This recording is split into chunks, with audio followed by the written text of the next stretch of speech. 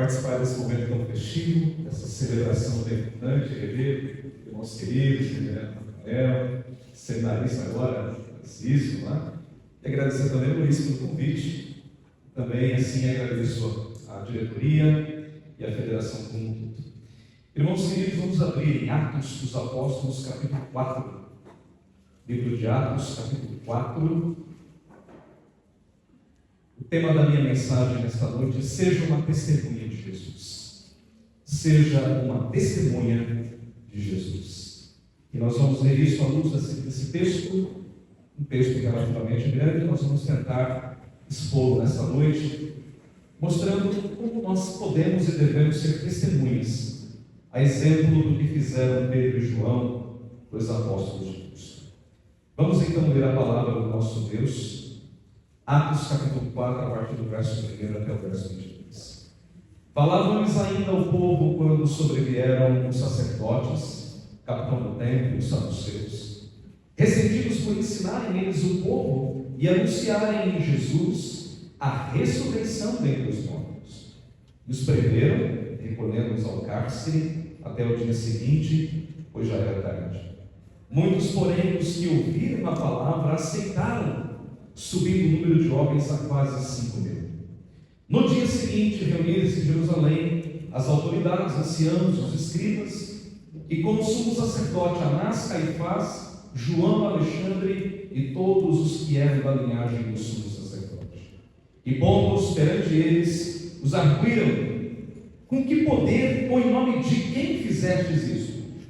Então Pedro, cheio do Espírito Santo, lhes disse: autoridades do povo e anciãos, visto que hoje somos interrogados a propósito do benefício feito ao homem enfermo e do modo por que foi curado, tomai conhecimento, vós todos e todo o povo de Israel, de que em nome de Jesus Cristo Nazareno, a quem vós crucificastes e a quem Deus ressuscitou dentre os mortos, sim, em seu nome é que este está curado perante vós.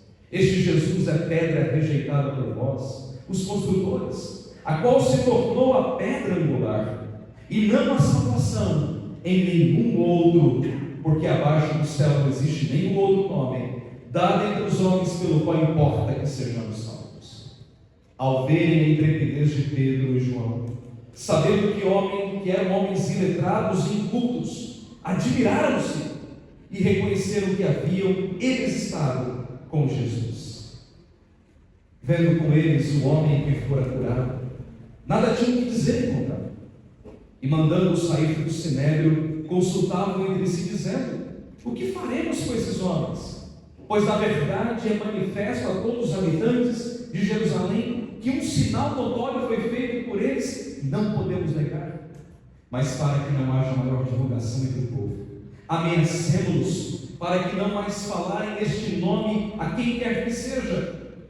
Chamando-os, ordenaram-lhes que absolutamente não falassem nem ensinassem em nome de Jesus.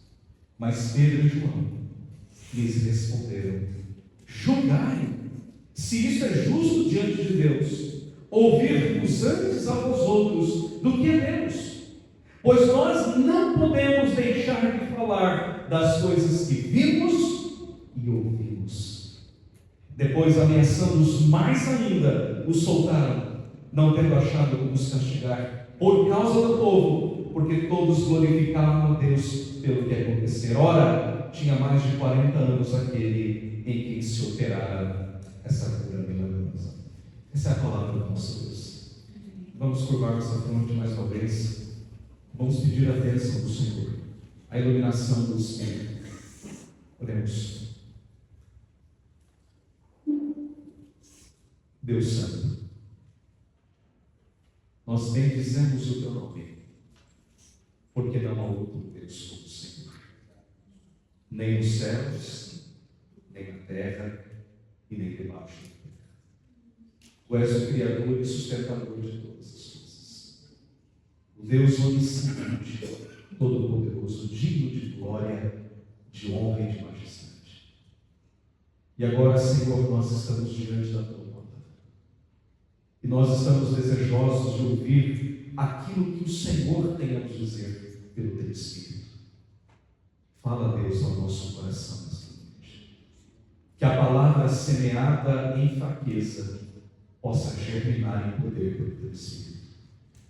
E que as palavras dos meus lábios e o meditar do meu coração sejam agradáveis à Tua presença, Senhor, nossa rocha e nosso Redentor, em nome de Jesus. Amém. Amém. Seja uma testemunha de Jesus. Seja uma testemunha. Esse é o nosso chamado. Esse é o nosso dever. Essa é a nossa tarefa. O mundo tenta nos oprimir de todos os modos, tentando abafar a nossa voz. E muitas vezes nós nos apequenamos, nós nos acovardamos. Muitas vezes nós ficamos acanhados debaixo do manto da igreja, muitas vezes debaixo do manto do culto, das programações, e nós deixamos de fazer e de cumprir a nossa tarefa mais essencial, que é pregar o Evangelho aos pequenos. Muitas vezes nós nos acomodamos com tudo aquilo que nós temos, com o culto, com as programações, com as tarefas, com os deveres, enquanto os perdidos estão por aí afora. Enquanto o mundo levanta a sua voz, a igreja pequena a sua voz. Mas, querido, nós somos chamados a testemunhar de Jesus. Eu vinha da Vila Formosa para cá, passei em vários lugares, vi muitos jovens reunidos em portas de bares, outras pessoas jogando outras coisas e fazendo outras coisas. Enquanto isso, muitas vezes a igreja se cala, apequena a sua voz, diante de uma realidade muito triste. O mundo se levanta contra a igreja, mas a igreja precisa levantar a sua voz. A igreja precisa ser ouvida, a igreja precisa testemunhar do Evangelho aos perdidos. Nós não podemos nos acostumar a uma vida intracorpus, uma vida dentro da igreja, enquanto os perdidos continuam perdidos. Como disse o grande pregador batista Charles Haddon Spurgeon, nós não podemos esperar que os pecadores venham à igreja, nós precisamos levar a igreja aos pecadores. Nós precisamos, queridos, ser testemunhas de Jesus em todo lugar, em todo tempo. E quando nós olhamos para esse texto, o que nós vemos aqui é exatamente isso. E eu preciso recordar a você o que está acontecendo aqui. Atos capítulo 1, Jesus então diz aos discípulos para permanecerem em Jerusalém, porque no dia de Pentecostes o Espírito desceria sobre eles, e eles seriam revestidos do alto para poderem proclamar o Evangelho. Atos 8. Mas recebereis o poder sobre vós ao descer o Espírito Santo. Recebereis poder. E então eles permanecem em Jerusalém. Matias é eleito 12º apóstolo. Então 10 dias depois se cumpre a descida do Espírito, Atos capítulo 2. E diz a Bíblia que todos ficam cheios do Espírito e falam em outras línguas, línguas conhecidas, línguas maternas. As pessoas ouvem aquilo que eles estão dizendo e ouvem as grandezas de Deus. Mas então nós chegamos em Atos capítulo 3. Em Atos capítulo 3, nós temos aqui a cura de um coxo, de um homem paralítico na porta do templo. Pedro e João foram lá para orar. E entrando no templo, eles encontram ali um homem coxo, um homem manco, um paralítico, e aquele homem então está ali esmolando, pedindo dinheiro. E então Pedro olha para aquele homem e diz assim: nós não temos nem ouro nem prata, mas tudo que temos é levanta e anda. Aquele homem foi curado. E então, depois dessa cura miraculosa, diz o texto que Pedro prega ali um grande sermão, e muitas pessoas se convertem. E então aquilo começa a incomodar as pessoas, começa a incomodar o mundo. Até então, o que nós temos em Atos capítulo 2 é uma igreja que está firmada na doutrina dos apóstolos, na comunhão, no partir do pão e nas orações. Mas agora nós temos uma igreja perseguida. O mundo começa a se levantar contra a igreja de Cristo. E como é que a igreja reage? O que a igreja faz diante da perseguição? A igreja se cala? A igreja simplesmente consente? Não, queridos. Essa não é a postura de Pedro e João. A postura de Pedro e João é de testemunhar de Jesus em todo lugar, em todo tempo e todas as pessoas. Mas para você ser uma testemunha de Jesus, você precisa de 3 coisas. A primeira coisa que você precisa para ser uma testemunha é estar disposto a pagar o preço. Vejam o texto novamente. Falavam eles ainda, verso 1. Quando sobrevieram os sacerdotes, os capitães do templo, os saduceus. Quem eram essas raças aqui? Os líderes religiosos. Os saduceus eram os piores. Eles eram politicamente alinhados a Roma, por causa do dinheiro, mas eles também eram incrédulos quanto à ressurreição, não criam em anjos, eram terríveis. Era o liberalismo judaico teológico. Era uma seita dentro do judaísmo, pior que os fariseus. E eles se levantam então contra os apóstolos, dizendo: temos que calar essas pessoas. Por quê? Porque os apóstolos pregavam o quê? A ressurreição de Jesus, a vida eterna em Jesus, a salvação de Jesus. Então isso começa a incomodar de maneira terrível a liderança religiosa de Israel, especialmente os saduceus, que eram essa casta de liberais. E o texto diz claramente, versículo 2: ressentidos por ensinarem eles o povo e anunciarem Jesus a ressurreição dentre os mortos. E o que acontece? Diz o texto no verso 3: e os prenderam, recolhendo-os ao cárcere até o dia seguinte, porque já era tarde. Mas enquanto Pedro e João vão ao cárcere, a palavra de Deus não está presa. Paulo fala: eu estou preso, mas a palavra de Deus não está algemada.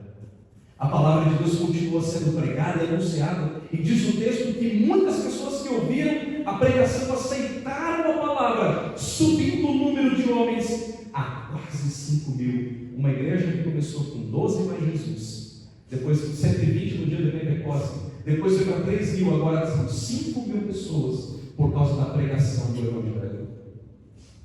Mas diz o texto que no dia seguinte, versículo 5, eles se reúnem em Jerusalém as autoridades, os anciãos, os escribas, quer dizer, toda a nata religiosa de Israel está ali, com o sumo sacerdote Anás, Caifás, que era o genro de Anás. Naquele tempo, Anás e Caifás ainda eram homens muito proeminentes. Eles estavam no julgamento de Jesus, continuam agora no julgamento dos apóstolos. Portanto, eram as pessoas mais importantes, mas também estavam ali João, Alexandre e todos aqueles que eram da linhagem do sumo sacerdote. Quer dizer, a nata religiosa estava ali para julgar os apóstolos. E diz o texto que, colocando-os perante eles, os arguíram, os questionaram. E a pergunta foi: com que autoridade, em nome de quem fizestes isso? Quer dizer, como é que vocês fazem isso?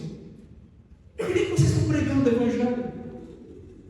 Eles foram presos. E por qual razão? Porque estavam anunciando a Jesus. Meu querido irmão, para você ser uma testemunha de Jesus, você tem que estar disposto a pagar o preço. Se você for uma testemunha, você vai incomodar as pessoas ao seu redor. Você vai incomodar os seus vizinhos, os seus colegas de faculdade, os seus colegas de trabalho, as pessoas ao seu redor, a sua família, as pessoas que caminham com você serão incomodadas. Porque o crente verdadeiro não se cala nunca. O crente verdadeiro tem paixão por anunciar o Evangelho de Deus. Queridos, a história nos dá conta de que dezenas e centenas de cristãos, milhares, morreram por causa do testemunho de Jesus. No ano de 2011, eu viajei à Escócia, o berço do presbiterianismo. Lá está a nossa igreja agora, a igreja da Escócia. Hoje, o que é a Escócia? Um país liberal. Uma igreja que foi forte no passado, mas agora está morrendo, está às portas de ser fechada, literalmente. E eu visitei uma universidade que, no século XVI, foi um grande castelo. Foi ali que o príncipe conheceu a princesa, só há muitos anos atrás, o príncipe inglês. E ali na porta daquela universidade, a Universidade de St. Andrews, tem uma placa bem grande. Aqui morreu o primeiro mártir da Reforma Escocesa. O seu nome era Patrick Hamilton. Sabe como ele morreu? Morreu numa estaca. Numa estaca. Ele foi preso, julgado, condenado e morto numa noite. Numa única noite. Sabe por quê? Porque ele se converteu ao ler os escritos de Lutero e se tornou um pregador itinerante por toda a Escócia. Ele era um homem nobre, filho da nobreza, mas mesmo assim foi condenado à fogueira. Ele morreu queimado. E ali, exatamente em frente à entrada da universidade, que na época era castelo, tem as iniciais do seu nome gravadas numa pedra: P.H. Patrick Hamilton. Você sabe como esse homem morreu? O líder católico, um cardeal, olhava para ele preso ali naquela escada e dizia assim para ele: negue a sua fé, herege! Negue a sua fé, herege! E ele dizia: eu não posso negar aquele que eu creio, aquele que eu nego. Ele morreu por mim e eu morrerei por ele. Ser testemunha é estar disposto a pagar o preço. Muitas vezes pagar o preço, querido, não vai ser para a fogueira, não. Ter a sua cabeça cortada, como muitos tiveram, como William Tyndale, como John Hus, como Patrick Hamilton, como tantos outros mártires da Reforma Protestante, como aqueles milhares de franceses que morreram na noite de São Bartolomeu, uma noite terrível na França. Foi um banho de sangue. Mas você vai pagar o preço sendo excluído da sua roda de trabalho, sendo excluído da sua roda da universidade, da sua roda de amigos, porque você prega o Evangelho, porque você vive o Evangelho, porque você crê em Jesus. Eu me converti aos 15 anos de idade. Eu era um adolescente. A minha vida pregressa foi terrível. Eu fiz coisas das quais eu me envergonho. E eu tinha um grande grupo de amigos com quem eu jogava cartas todo final de semana e me embebedava. Mas quando Cristo me salvou, foi no feriado de Corpus Christi do ano de 1995. Muitos de vocês nem sabem o que está sendo. Foi numa manhã, foi numa chácara, foi depois de uma pregação de um homem muito simples. Naquele dia a palavra veio como uma espada no meu coração. Eu disse: é isso que eu quero, é isso que eu sempre busquei. E naquele dia eu entreguei minha vida a Cristo como meu Salvador. Mas depois eu tive que tomar uma decisão. E eu disse para os meus amigos: eu não posso mais caminhar com vocês. Eu precisava pagar o preço por Cristo Jesus. Se você não está disposto a pagar o preço, você não pode ser uma testemunha de Jesus. Porque Jesus disse: quem coloca a mão no arado não pode olhar para trás. O preço é alto, queridos, do discipulado é muito alto. Mas eu garanto para você que vale a pena pagar o preço por Cristo. Vale a pena sofrer por Cristo. Vale a pena ser chamado de qualquer coisa por amor a Cristo Jesus. Você está disposto a pagar o preço? Você está disposto a perder coisas que você ama? Você está disposto a pagar um preço alto por Jesus? Ele pagou por você. Nós não cantamos agora há pouco. O grande amor dele, ele pagou por você. Mas você está disposto a pagar um preço? Em segundo lugar, para ser uma testemunha de Jesus, você não basta apenas estar disposto a pagar o preço. É preciso manter o foco. O foco. E esse foco é Cristo. Veja comigo do verso 8 até o verso 12. Então diante daquela arguição, diante daquele sinédrio, que era o fórum judaico, diante daquela pressão religiosa, diz o texto: então Pedro, cheio do Espírito, lhes disse: autoridades do povo e anciãos. Irmãos, Pedro aqui não está cheio da sua intelectualidade. Como a gente vai ver, não havia intelectualidade. Pedro não está cheio do seu pretenso conhecimento. Pedro não está cheio da sua autoridade apostólica, mas Pedro está cheio do Espírito Santo, e é isso que vai marcar a pregação do apóstolo Pedro. E então Pedro diz àqueles homens com toda a clareza e autoridade: visto que hoje somos interrogados a propósito do benefício feito a um homem enfermo e do modo por que foi curado, quer dizer, vocês estão nos interrogando por essa razão, porque nós curamos um homem. Mas na verdade, aquilo era só um pretexto. O ponto não era a cura, o ponto era a pregação, porque o verso 2 diz que eles estavam ressentidos porque eles ensinavam e pregavam no nome de Jesus. O foco apostólico, irmãos, é sempre Cristo. E diz então o apóstolo Pedro, versículo 10, aqui está o foco de Pedro: tomai conhecimento vós todos e todo o povo de Israel, de que em nome de Jesus Cristo, o Nazareno, a quem vós crucificastes e a quem Deus ressuscitou dentre os mortos, sim, em seu nome que este homem está curado perante vós. Querido, preste atenção no foco de Pedro. Pedro mira em Jesus, o centro da sua pregação de Jesus. Esse homem foi curado em nome de Jesus. Não fui eu que fiz isso, não foi o meu poder, não foi a minha autoridade apostólica, mas foi o nome de Jesus Cristo. E que Jesus Cristo é esse, aquele que vocês crucificaram, mas que Deus ressuscitou dentre os mortos. Há muitos anos atrás, preparando as minhas aulas sobre pregação, eu fiz uma análise de cada discurso do livro de Atos. Cada discurso que tem no livro de Atos eu analisei.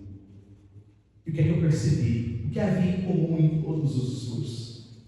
Todos eles falam de Jesus. Não existe uma pregação apostólica sem Jesus. O foco da pregação é sempre Cristo. O Cristo crucificado, o Cristo morto e o Cristo ressurreto. Isso significa o que, irmãos? Que a nossa mensagem não é sobre nós. A nossa mensagem não é sobre a igreja onde nós congregamos. A nossa mensagem não é sobre Calvino, embora nós o respeitamos. A nossa mensagem sempre é sobre Cristo. É Ele quem salva, é Ele quem transforma, é Ele quem redime o pecador. Somente Cristo, nada mais, nada menos. A nossa pregação tem que ser cristocêntrica, fundamentada em Cristo, alicerçada em Cristo Jesus. E Pedro vai seguir adiante mostrando o quê? Versículo 11: que este Jesus é a pedra rejeitada por vós, os construtores, a qual se tornou a pedra angular. Jesus veio para ser aquela pedra principal. A pedra angular, literalmente no grego, é pedra de esquina.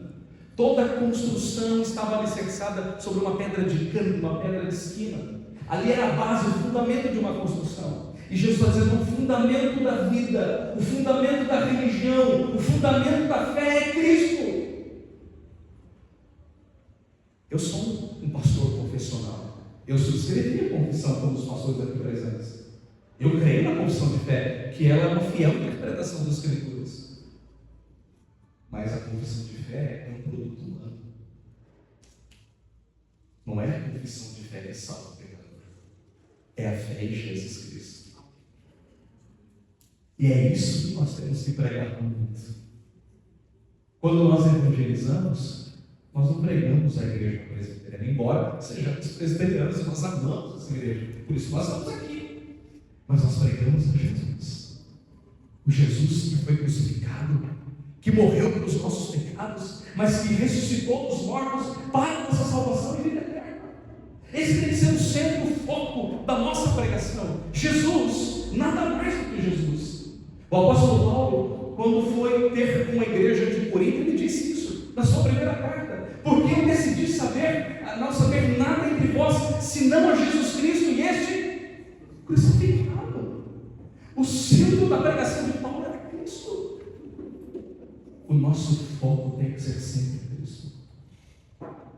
Meu querido, você não precisa fazer um bacharelado em teologia, uma pós-graduação, um mestrado, doutorado, pós-doutorado, para você pregar o Evangelho.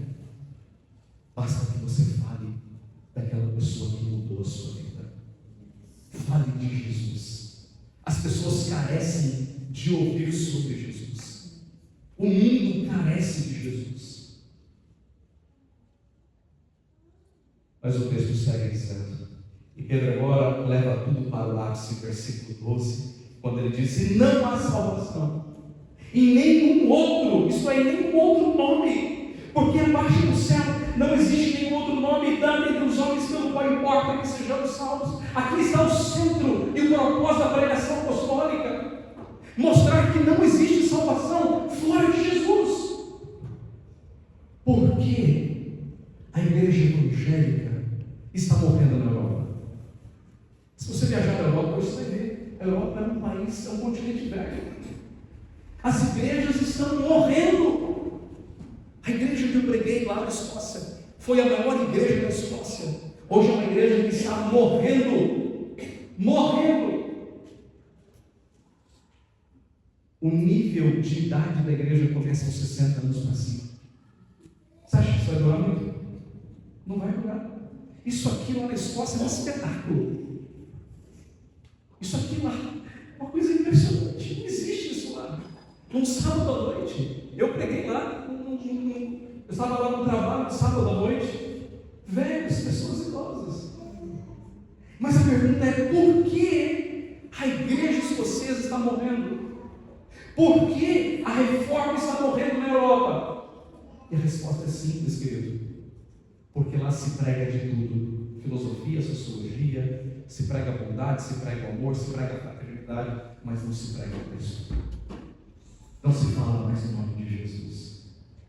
A igreja do nosso patriarca John Knox, a igreja de St. Gales, no centro de Edimburgo, uma grande catedral linda, numa praça, é uma igreja liberal.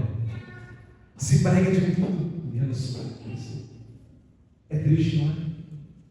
É muito triste. A sua pregação tem que ser sobre o centro da pregação, que é Cristo. Você não converte ninguém, é Jesus quem converte.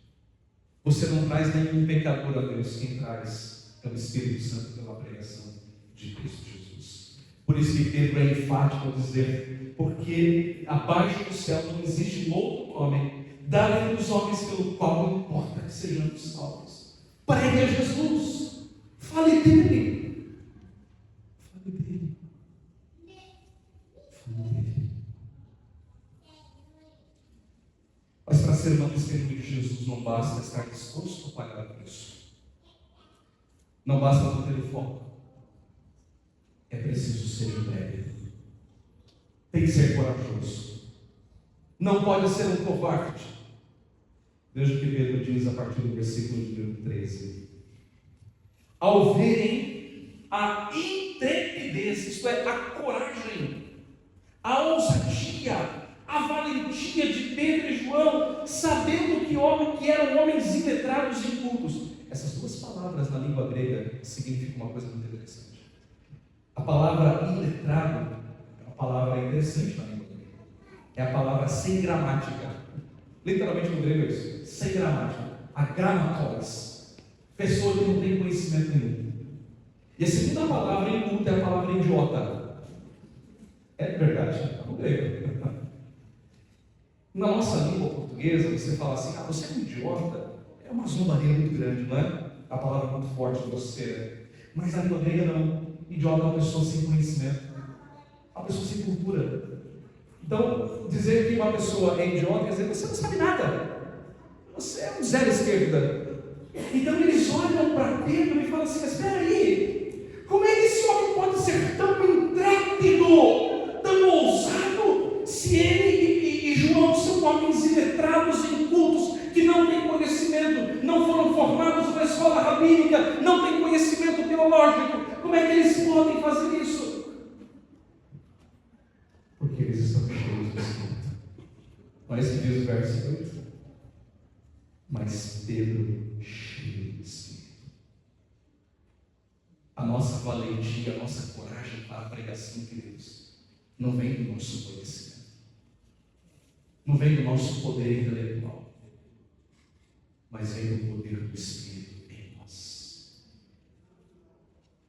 E Pedro está cheio do Espírito, capacitado pelo Espírito, pleno. A palavra cheio aqui no grego é repleto, é transbordante, como esse copo aqui. Não cabe mais nada.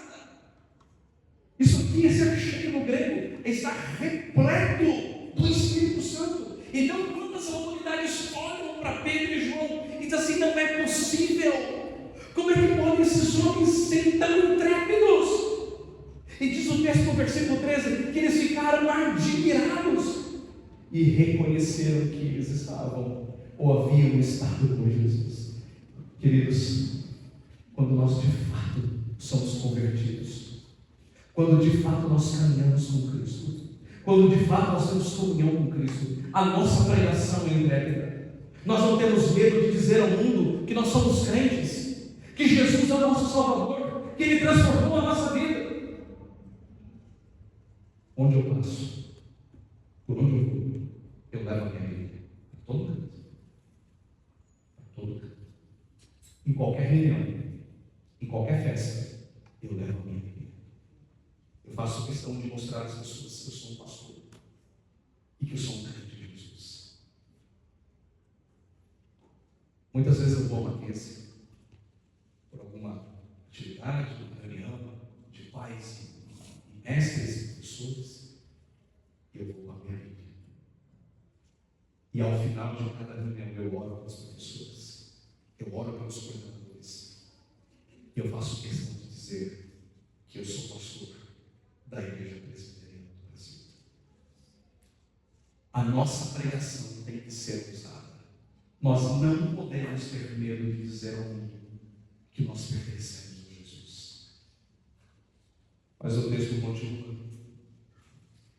Vendo com eles o homem que fora curado, nada tinha a dizer em contrário. Quer dizer, estava ali a prova. A prova do que aconteceu. Ali o homem foi curado pelo poder, pelo nome de Cristo. Então diz o texto que, mandando sair do sinédrio, o fórum judaico consultava entre si, dizendo: então o que faremos com esses homens? O que a gente faz agora? Porque na verdade é manifesta a todos os habitantes de Jerusalém que um sinal notório foi feito por eles, e não podemos negar. Quer dizer, não tem como negar o fato. O homem foi curado em nome de Jesus. Está aí o fato. E o que a gente faz agora? Eles ficaram numa encruzilhada, numa sinuca de bico. O que a gente faz agora? Mas então, para que não haja maior divulgação entre o povo, quer dizer, para que esse negócio não corra, ameacemos, para não mais falarem neste nome a quem quer que seja. Então vamos ameaçar, vamos usar o poder religioso. Então essa foi a decisão deles no verso 18, chamando os ordenados, que absolutamente não falassem nem ensinassem em nome de Jesus. Essa foi a ordem: não preguem, não falem, não ensinem, vocês estão proibidos. Queridos, nesse exato momento, há muitos cristãos que não podem pregar o Evangelho em muitos lugares. Quando você viaja a esses países comunistas fechados, cortina de ferro, Coreia do Norte, China, Uzbequistão, Cazaquistão, que é um problema, né? No bom sentido, lá naquela região terrível, Síria, Líbano, China muçulmana, lá você é proibido de pregar. Eu não sei se vocês recebem aquele informativo mensal do Ministério Portas Abertas, fundado pelo João André. Devem ter lido, sabem alguma coisa sobre isso. Ministério Portas Abertas. Se você não sabe, entre no site, conheça. É um ministério fantástico que trata sobre a igreja perseguida. Outro dia eu li sobre uma indiana, uma jovem indiana que se converteu. E ela não podia sequer ter uma Bíblia na casa dela. Ela lia pelo celular. Ela não podia se reunir numa igreja como a nossa. Ela tinha encontros eventuais com outros cristãos. Essa é a realidade, queridos, em muitos lugares do mundo. Nós damos graças a Deus porque nós temos liberdade religiosa para nos reunir aqui, em qualquer lugar, em qualquer momento, e adorar a Deus, mas lá não. Mas o fato é, a nossa pregação tem que ser intrépida. Nós não podemos ter medo. E qual foi a reação de Pedro e João? Verso 19. Mas Pedro e João lhes responderam: julguem vocês. Julguem se isso é justo diante de Deus. Ouvirmos antes a vós outros do que a Deus. Quer dizer, façam uma análise. Julguem vocês mesmos. É claro que isso aqui é uma colocação quase que retórica, porque o que Pedro está dizendo não. É óbvio que o justo é obedecer a Deus, não aquilo que vocês estão dizendo. E Pedro diz isso claramente no versículo 20: pois nós não podemos deixar de falar das coisas que vimos e das coisas que ouvimos. Você, querido jovem, você não pode se calar. Você não pode se calar. Porque se você se calar, as pedras calam. Você foi chamado para ser testemunha de Jesus lá dentro da sua casa. Eu sei o que é ser um jovem no meio de uma família não crente. Eu sei muito bem. Eu sei o que é ser renegado por parentes. Eu sei disso. Eu sei o que é ser um jovem numa escola não cristã. Eu sei o que é ser um jovem num trabalho onde o patrão e os outros funcionários não são crentes e zombam da sua fé e fazem piada da sua fé. Mas eu quero desafiá-lo nessa noite a ter uma pregação entregue. A quem você vai dar ouvidos? Aquilo que o mundo diz ou aquilo que Deus diz? E o texto termina dizendo: depois ameaçando os mais ainda soltaram, não tendo achado como os castigar por causa do povo, porque todos glorificavam a Deus pelo milagre que havia acontecido na vida daquele homem. E Lucas registra isso e termina o texto dizendo: olha, tinha mais de 40 anos aquele que quis operar essa cura milagrosa. Veja o que Deus fez. Mas o ponto aqui de Lucas não é registrar o milagre, mas a pregação de Deus. O milagre não é um fim em si mesmo, o milagre é apenas um meio para o fim, que é o Evangelho. A cura nunca é o objetivo de Deus. O objetivo de Deus é mostrar a sua graça por meio da cura e levar os pecadores à salvação de Jesus. Eu quero concluir a minha mensagem nessa noite, queridos, chamando vocês a um desafio. Nós não podemos nos acomodar nos bancos. Nós não podemos nos acomodar nos nossos tempos. Nós não podemos nos acomodar no nosso sistema. Nós precisamos nos levantar. E nós precisamos ser testemunhas de Jesus. E para isso você não precisa pegar um avião e ir lá do outro lado do mundo, como fazem os missionários que vão à África, que vão à Europa, que vão ao Oriente Médio. Não, queridos. Você pode atravessar a rua e do outro lado da rua testemunhar